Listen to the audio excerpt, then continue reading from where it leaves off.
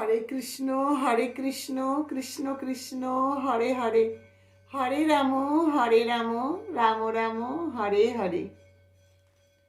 রাম নামের মাহাত্ম্য কি? একদিন দেবর্ষি নারদ ভাবলেন, সকলেই তো রাম রাম করে, রাম নাম মুখে বললে কি হয়, এই নামের মাহাত্ম্য কি?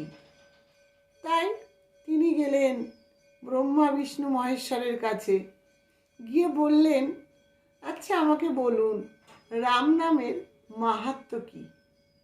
তখন সকলেই বললেন যে তুমি যমরাজের কাছে যাও, তাহলে তুমি তোমার প্রশ্নের উত্তর খুঁজে পাবে। তারপর দেবর্ষি নারদ গেলেন যমরাজের কাছে, গিয়ে বললেন, আচ্ছা মহারাজ, আমাকে বলুন কৃপা করে রাম নামের মাহাত্ম্য কি? তখন যমরাজ বললেন, ঠিক আছে, চলো তুমি আমার সাথে।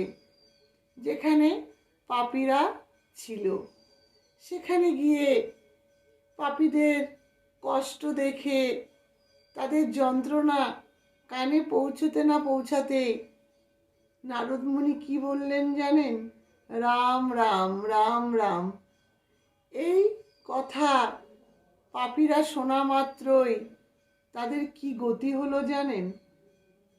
তাদের কানে এই রাম নাম প্রবেশ করা মাত্রই তারা পাপ থেকে মুক্ত হয়ে গেল এবং তারা স্বর্গধামে গেলেন।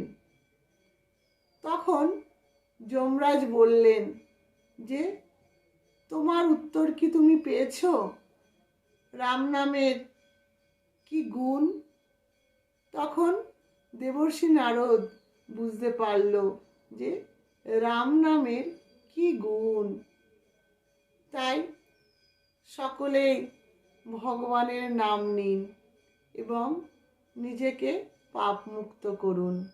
হরে কৃষ্ণ।